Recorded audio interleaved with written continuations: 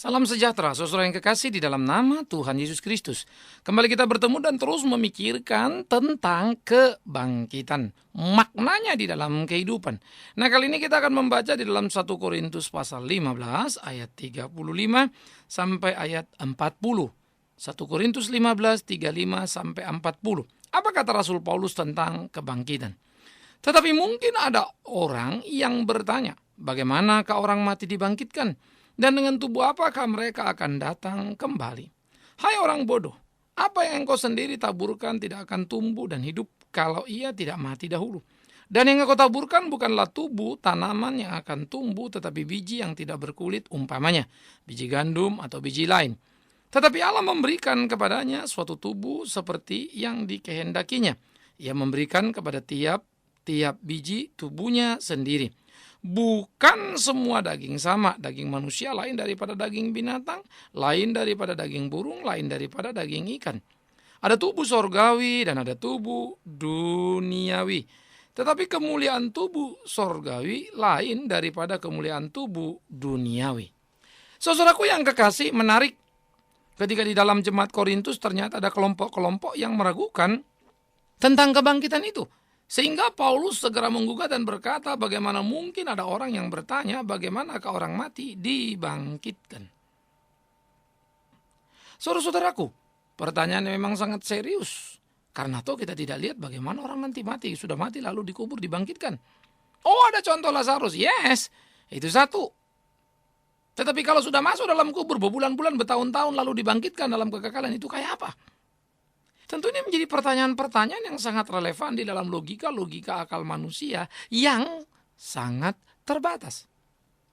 Menjadi menarik karena ketidakmampuan untuk menembus nilai-nilai yang ada di dalam kekekalan. Di dalam kelompok orang Yahudi sendiri ada dua kelompok yang disebut Saduki dan Farisi. Mereka merupakan sama-sama dalam kelompok ahli Taurat, tapi dua aliran lah, kira begitu ya. Saduki adalah orang-orang yang tidak percaya akan kebangkitan. Mereka pernah berdebat dengan Yesus, menggugat tentang kebangkitan. Bahkan mereka menyindir dengan kata, kalau ada satu wanita menikah dengan seorang pria itu mati, dinikahin lagi oleh adiknya, dan seterusnya. Maka 7 kali dia bersuami, lalu matilah dia. Lalu di surga nanti yang mana suaminya? Nah, mereka coba mengcompare pembayangan atau pengandaian-pengandaian di dalam kehidupan dunia dengan kehidupan kekekalan. Mereka lupa ada nilai-nilai hakiki yang sangat berbeda antara di sini dan nanti. Sehingga ini bukan soal dia 7 kali menikah lalu dia juga mati, lalu yang mana suaminya? Itu adalah dunia dengan perasaan dunia, dengan ukuran dunia, dengan memori dunia. Seharusnya kita sadar betul kalau sudah orang mati ada di surga, memori dunianya masih jalan, maka jawaban sederhana, itu masih udah di sorga apa di dunia, kan begitu. Iya. Lah namanya mati kan otaknya mati. Namanya mati kan memorinya mati, sudah ngeheng semua, kan begitu. Oleh karena itulah Paulus berkata, hai orang-orang bodoh, perhatikan baik-baik. Nah, sebelum saya lanjut membahas lagi Paulus, nah sisi lain yang saya bicarakan tadi adalah orang Farisi. Kalau orang Farisi mereka percaya pada kebangkitan. Nah, orang-orang Saduki hanya berpegang kepada Taurat Musa lalu mengembangkannya hanya sebagai etika.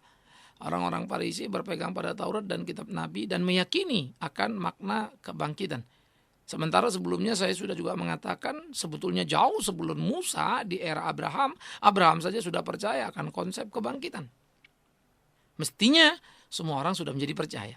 Nah, kita kembali lagi kepada debat Paulus dengan orang-orang yang mulai menyindir, yang mulai mengatakan atau menggugat tentang kebangkitan. Maka dia berkata, hai orang bodoh, apa yang kau sendiri taburkan tidak akan tumbuh dan hidup kalau ia tidak mati dulu. Ini menarik. Maka di sana digambarkan bagaimana dikatakan bahwa yang kita taburkan itu adalah biji. Ya, apa itu biji gandum atau biji apapun. Nah, waktu kita tanamkan biji, saudara, biji itu mesti mati dulu. Yaitu dia terbelah.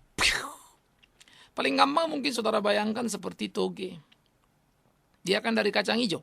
Maka kacang hijau itu harus mati pada dirinya dengan membelah diri. Bang! Maka kacang hijau itu tidak ada lagi. Dia menjadi toge. Kenapa? Dia toge yang hidup berasal dari kacang hijau yang mati. Maka, apakah ada kehidupan tanpa kematian? Jawabannya jelas tidak. Nah, oleh karena itu, gambaran yang diberikan oleh Paulus menjadi menarik untuk kita pikirkan. Dengan kematianlah akan ada kehidupan. Dengan kematian kita akan menerobos kepada kekekalan. Persoalannya, mati di dalam siapa? Mati percaya kepada siapa? Karena itu, Kristus disebutkan menjadi yang sulung dari semuanya. Di dalam kebangkitan, untuk menuju kepada kehidupan, kesungguhan, kekekalan, kemenangan yang sejati. Nah, oleh karena itu, saudara-saudaraku, gambaran tentang kebangkitan itu menjadi sangat transparan. Menjadi warna penting di dalam kehidupan iman orang percaya. Sehingga kematian bukanlah sesuatu yang menakutkan, seperti juga Paulus gambarkan misalnya pada orang-orang Tesalonika. Paulus menggambarkan berkali-kali tentang mati itu hanya seperti orang tidur yang bangun. Atau orang yang ganti baju lama pakai baju yang baru. Sesuatu yang dilukiskan digambarkan dengan sangat menyenangkan.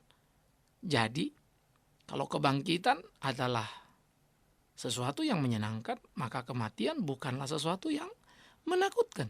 Nah, di sini keunggulan iman Kristen itu sangat kuat, sangat tangguh, sangat hebat. Sehingga iman Kristen itu bukan iman picisan yang menjanjikan hal-hal murahan. Iman Kristen itu berkutat dalam sebuah pergumulan nilai-nilai yang ketat, yang kuat, yang hebat. Kebenaran selalu mempunyai satu nilai yang luar biasa di dalam seluruh aspek kehidupan, membuat setiap orang menyadari kebenaran adalah sesuatu kekaguman yang diberikan kepada kita untuk hidup sesuai dan seturut dengan kehendak Tuhan kita. Oleh karena itu dia mengatakan Allah yang memberikan kepadanya suatu tubuh seperti yang dikehendakinya. Ia memberikan tiap-tiap biji itu tubuhnya sendiri. Artinya biji gandum ya jadilah pohon gandum, biji rambutan jadilah pohon rambutan, kan gitu. Begitu juga di dalam menggambarkan tentang burung misalnya jadi burung, ya ikan jadi ikan karena modelnya berbeda. Oke. Maka saudara, pada waktu itu digambarkan di dalam kehidupan bagaimana ada sebuah perubahan yang radikal karena sebuah kematian. Maka digambarkan tubuh surgawi itu juga sama. Ada tubuh surgawi, ada tubuh duniawi. Nah, yang kita miliki sekarang adalah tubuh duniawi. Kita punya tubuh duniawi, tubuh dengan panca indera itu, tubuh yang terbatas itu, tubuh yang akan dimakan oleh waktu dan kita akan menjelang kepada kematian. Maka tubuh duniawi adalah tubuh sementara yang akan berujung pada kematian. Dan cara mati itu ya macam-macam. Cuma beda cara mati saja, tapi semua akan mati. Ada yang mati lagi tidur, ada yang mati ditabrak mobil, ada yang mati jatuh dari pesawat, ada yang mati tenggelam. Itu semua sama saja, cara mati. Saya agak sedih ketika ada satu orang berkata bahwa orang yang naik Adam Air itu dia bilang itu orang kurang berdoa.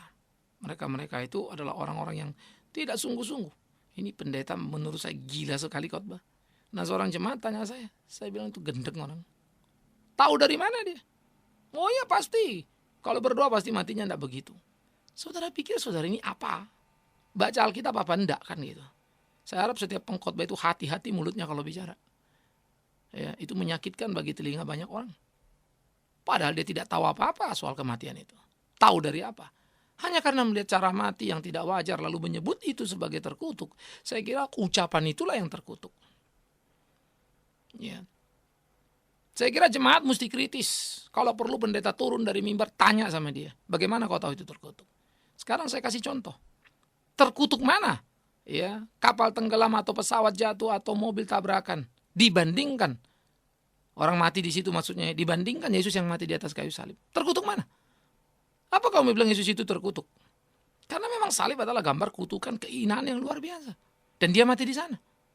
Pasti engkau tidak berani bilang Yesus mati itu terkutuk kan. Itu kan cuma cara mati. Apa yang engkau akan mengatakan terkutuk ketika Stefanus mati di rajam batu? Coba pikirkan baik-baik. Ya.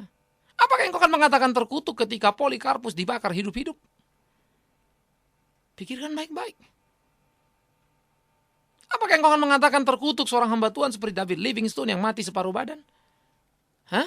Tapi pelayanannya hebat, lebih hebat dari kita-kita yang sehat-sehat ini. David Livingstone yang murni hatinya, yang murni hidup dan pelayanannya. Pikirkan baik-baik saudaraku. Nah, oleh karena itu saya kira ada banyak kebodohan yang akhirnya melahirkan kesombongan dalam ucapan karena tidak tahu banyak tentang Alkitab, karena tidak mau belajar banyak. Kecuali membuat analisa dan kesimpulan-kesimpulan sederhana yang sangat emosional dan akhirnya menjadi salah. Selusuri Alkitab dan baca baik-baik. Yesaya mati digergaji. Apakah itu terkutuk? Wow, banyak sekali pergumulan-pergumulan yang sulit dalam kehidupan nabi-nabi. Mereka mengalami pertarungan-pertarungan yang sengit, yang berat di dalam kehidupannya. Apakah engkau akan mengatakan Musa itu jadi orang terkutuk hanya karena dia kemudian tidak sampai ke tanah perjanjian dan menginjakkan kakinya? Camkan dan pikirkan itu baik-baik. Tidak semua orang mati seperti Elia, naik dan diangkat ke surga. Terlalu banyak yang mati malah sangat menakutkan dan sangat mengerikan. Tidak semua orang mati seperti Henokh, naik dan terangkat ke surga. Baca Alkitab baik-baik. Selalu ada dinamika-dinamika yang luar biasa di dalam keseluruhan Alkitab itu. Jadi balik lagi, mati bukan sesuatu yang menakutkan. Cara mati itu banyak. Tapi mati itu intinya tidak menakutkan. Engkau bisa dipanggil Tuhan lewat sebuah kecelakaan. Engkau bisa dipanggil Tuhan lewat sebuah musibah. Engkau bisa dipanggil Tuhan lewat banyak hal.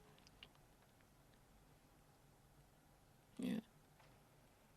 Jadi jangan berkata terkutuklah orang yang mati di dalam kecelakaan.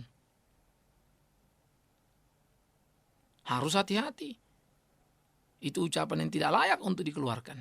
Apalagi dari mulut pengkhotbah. Yang mestinya ngerti Alkitab. Tapi memang sekarang terlalu banyak orang berani khotbah tanpa mau belajar Alkitab secara utuh.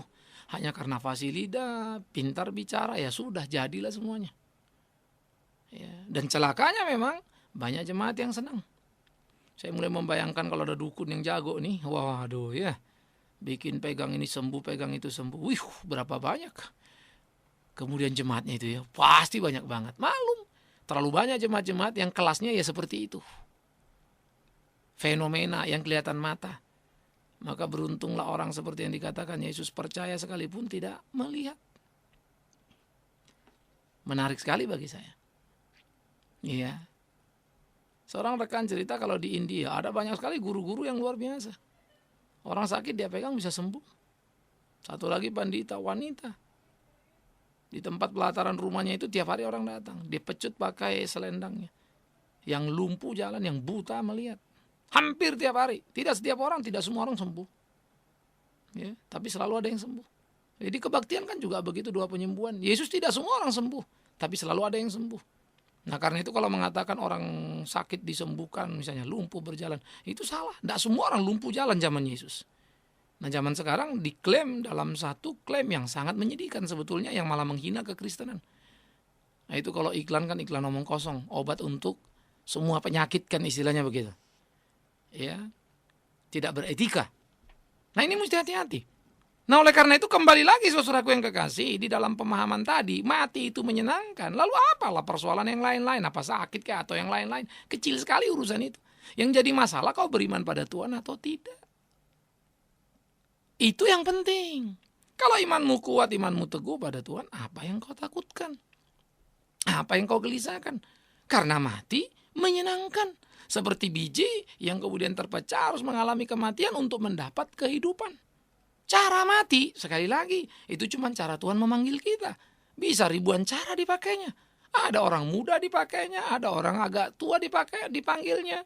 Ya, muda dipanggil, agak tua dipanggil, anak-anak kecil dipanggil, atau sudah tua sekali baru dipanggil Tuhan. Tapi ada dalam pelukan Tuhan. Maka tidak penting berapa panjang umurnya, tapi penting kalau dipanggil kepada siapa dia menghadap. Jangan-jangan pulang ke Lucifer perginya kan, ke neraka sana atau ke setan sana. Buat apa kau hidup umur panjang kalau kemudian bikin banyak dosa dengan umur panjang bikin kau masuk neraka? Mendingan kamu umur pendek, tapi hidup baik-baik masuk surga matinya kan begitu. Tapi kalau bisa umur panjang masuk surga, ya puji Tuhan. Tapi bukan soal umur panjang apa pendek. Sekali lagi, hidupnya seperti apa kan gitu saudara. Sehingga menjadi menarik bagi saya iman Kristen di dalam melihat perspektif tentang kebangkitan itu. Sehingga kebangkitan itu tidak hanya cukup kita katakan, nah aku percaya ada kebangkitan begitu ya. Wah nanti percaya orang Kristen mati dibangkitkan seperti pengakuan iman rasuli, aku percaya. Ya bagus. Tetapi apakah buah percaya itu bisa dilihat dalam hidupmu? Yaitu dengan tidak takut mati. Apakah buah percaya itu bisa dilihat dalam hidupmu? Tidak takut terhadap sakit penyakit. Apakah buah itu bisa dilihat dalam hidupmu? Tidak takut pada aniaya. Tidak takut pada nilai-nilai di dalam kehidupan yang sementara ini. Yang kau takut cuma satu, takut pada Tuhan. Tapi seringkali dalam hidup kita aneh. Justru sama Tuhan kita nggak takut. Takutnya sama yang begitu-begituan. Dan Tuhan akhirnya kita peralat tanpa rasa takut. Ironis ya.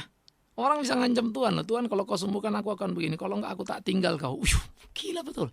Tuhan harus begini. Dalam nama Yesus. Wah, namanya sih bagus. Pakai semua. Tapi untuk ambisi diri. Menakutkan sekali. Mengerikan sekali. Ya. Mengutuki orang. Terkutuk sana, terkutuk sini. Oh, itu kalimat mulut itu kok tiap hari ngeluarin kutukan. Itu mulut apa itu? Apa mulut terkutuk kan begitu? Yang penuh dengan kutukan sampai tiap hari keluar kutukan. Cuman mulut yang stoknya penuh kutukan sudah. Mengerikan sekali itu. Bagaimana orang-orang Kristen bisa seperti ini? Oleh karena itu sebetulnya kebangkitan menjadi ekspresi kebahagiaan, kepuasan hidup yang luar biasa. Seri ini akan kita pikirkan nanti bagaimana kebangkitan menjadi satu ekspresi kemenangan yang besar, yang sangat hebat. Tapi dari bacaan Korintus ini kita diajarkan tentang prinsip kematian dan kebangkitan yang begitu hebat. Yang membuat kita mesti menyadari adanya perubahan yang radikal dan kematian hanyalah jalan perubahan itu. Dari biji menjadi benih, menjadi pohon. Seperti kacang hijau yang pang lalu muncul toge. Dulu kalau anak-anak itu di sekolah begitu ya. Itu untuk melihat kehidupan itu paling banyak mereka dikasih semacam bekas tempat obat, kasih kapas, kasih air, taruh kacang hijau situ. Kalau saudara mau cermati kembali kita kanak-kanak sedikit taruh, mengagumkan kan. Kita akan melihat hijaunya itu mulai meretel. Muncul yang keputih-putihan kepala togenya kan. Lalu mulai makin terbelah, mulai muncul nanti hari keberapa pohon kepala togenya dan mulai makin hari makin besar dan makin besar. Wow. Andai kata kacang hijau tidak siap mati dan membelah diri, tidak akan ada togenya. Maka tidak bisa membayangkan orang Kristen yang tidak berani mati. Takutlah mati kalau kau dalam dosa, tapi jangan takut mati kalau kau dalam Tuhan. Dan sekali lagi, cara mati bisa macam-macam. Yakobus dibacok, Thomas menurut tradisi gereja dibacok, Petrus disalibkan kepala ke bawah, kaki di atas, Paulus mesti lewati aniaya sampai berakhir di penjara. Yesus sendiri tersalib. Ya kan, Stefanus dirajam batu. Dalam PL ada orang seperti Yesaya yang mati digergaji. Belum lagi nabi-nabi lain yang mati dianiaya. Yesus sendiri mengatakan, nabi-nabi dulu kau bunuh. Dibunuh apa oleh nenek moyangmu. Sangat menakutkan, sangat mengerikan perilaku. Mengerikan bagaimana kematian banyak orang benar. Karena perilaku orang-orang yang bejat. Tetapi, sekali lagi tetapi, cara mati menjadi tak penting. Tapi mati di dalam siapa, mau kemana, itu penting. Nah oleh karena itulah, kebangkitan menjadi sebuah argumentasi yang tidak bisa dipatahkan. Kebangkitan menjadi sesuatu yang sangat luar biasa, yang menjadi puncak dari pengharapan orang-orang percaya. Karena itu kekuatan pemahaman sekaligus pengharapan akan kebangkitan membuat kita berani dalam kehidupan untuk mempersembahkan seluruh hidup kita. Boleh melayani Tuhan dan bukan mengambil keuntungan dalam kehidupan. Ini perlu sekali. Ya. Saudara sudah cukup lama misalnya dalam pelayanan saya konsentrasi pada pelayanan 2, media di perkotaan, pendidikan di pedesaan. Lewat pendidikan di pedesaan Yayasan Mika, kami sudah mendirikan 1 sekolah dan sekarang sudah mengantar anak-anak ke universitas. Dan tahun ini 2007 Juli harap-harap tidak ada halangan, Tuhan tolong supaya 1 anak kami bisa diwisuda jadi sarjana. Dan ini akan tiap tahun terus mengalir. Sementara di sisi yang berbeda lagi, yang PAMA, bagaimana Tuhan berkati misalnya tablet Reformata dari 1 bulan jadi 2 kali 1 bulan, radio dari 1 menjadi 24, dan kita terus lagi nego untuk terus berkembang bisa pelayanan lebih banyak lagi. Ya, nah saya di situ non facility, saya non salary karena saya mau memberi hidup saya melayani Tuhan. Masuk 2007 saya rasa panggilan makin kuat. Nah saya akan full lagi sesudah ini matang begitu ya, sudah mulai bisa agak dilepas khususnya beberapa bagian. Konsentrasi waktu saya sekarang akan banyak lagi diberikan untuk gereja. Saya kembali lagi menjadi full, jadi gembala begitu untuk menggarap di dalam 2007 ini. Bagaimana memikirkan sebuah gereja yang kuat, gereja yang sehat. Dengan 2 sayap yang kuat tadi, baik pelayanan di Mika, baik pelayanan di PAMA itu sendiri. Sehingga sayap misinya begitu berkibar. Ini memang sangat unik pelayanan. Tuhan kasih sayapnya dulu baru mau badannya, begitu. Oleh karena itu kita bercita-cita untuk membuat satu gereja yang kuat. Besar jikalau Tuhan berkenan, tetapi besar bukan secara kuantitatif. Besar untuk bisa menggerakkan gerakan misi yang sudah ada ini. Kenapa? Karena saya percaya hidup saya akan bermakna kalau saya melayani dia, dan kalau saya mati saya akan bangkit. Itu loh. Kenapa? Oh iya dong. Kalau enggak nanti saya mati, tahu-tahu dihukum kekal, repot urusannya. Maka selagi aku hidup, kupakai semua sebaik-baiknya. Dia berikan kesempatan, kembalikan. Kita menangkan, kita isi. Nah, biar ini menggairahkan kita di tengah-tengah pergumulan kehidupan kita, sehingga kita sungguh-sungguh dimampukan oleh Tuhan untuk menjalani hari-hari kita sesuai dengan kehendak Tuhan, dan hidup kita menjadi hidup yang menyenangkan hati Tuhan. Oleh karena itu, saudaraku yang kekasih, biarlah kiranya memaknai kebangkitan menjadi bagian penting dalam kehidupan saudara. Terus berpacu menggarap hari-hari kehidupan. Hidupku akan kupakai lagi 2007 sesudah Tuhan pakai kemarin menggerakkan dan membawa Mika Pama tadi untuk di gereja. Saya sudah komit untuk lebih banyak lagi waktu terus berbicara dan berbicara untuk mendidik, mengarahkan orang pada kebenaran yang sejati. Biarlah Tuhan menolong semua kita di dalam menanti hari kematian kita. Dan biarlah Tuhan menolong kita tak takut bahkan menikmati kematian kita. Biarlah Tuhan juga memampukan kita menyadari apapun bagaimanapun cara mati tak menjadi terlalu penting, tetapi penting di dalam siapa beriman kepada siapa ketika kita mati. Kiranya Tuhan menolong kita, Tuhan memimpin kita menjadi orang-orang Kristen yang sejati, yang tangguh dalam kehidupan, tersenyum dalam kematian, dan berpesta dalam kebangkitan. Karena Yesus Kristus Tuhan sudah mengerjakan yang pertama kali untuk kita, pewaris-pewarisnya. Amin. Mari kita berdoa. Ya Tuhan, kami bersyukur, kami berterima kasih untuk tiap pergumulan dalam hidup ini. Bersyukur, berterima kasih untuk tiap pemahaman yang Tuhan tumbuh kembangkan, bertumbuh dalam kehidupan, sehingga kami boleh kuat tangguh di tengah-tengah pertarungan zaman, berjalan pada jalan Tuhan, melakukan apa yang Tuhan mau, hidup kami menyenangkan Tuhan. Tuhan, kami berdoa supaya hidup kami juga selalu berpusat kepada pengharapan akan kebangkitan yang luar biasa itu. Sehingga hidup kami selalu menjadi hidup yang mencerminkan keajaiban, kebesaran, pemeliharaan-Mu. Dan orang tahu kami adalah anak-anak-Mu yang beriman teguh kepadamu. Kami menyerahkan segenap hidup kami ke dalam tangan Tuhan. Tuhan yang menolong menuntun membimbing kami. Di dalam nama Yesus Kristus. Yang sudah datang ke dalam dunia, mati dan bangkit. Menjadi yang sulung dari semua kami. Pewaris-pewaris-Mu. Anak-anak-Mu, hamba-hamba-Mu, murid-murid-Mu, yang juga akan dibangkitkan oleh kebangkitan-Mu. Terpujilah Tuhan. Amin.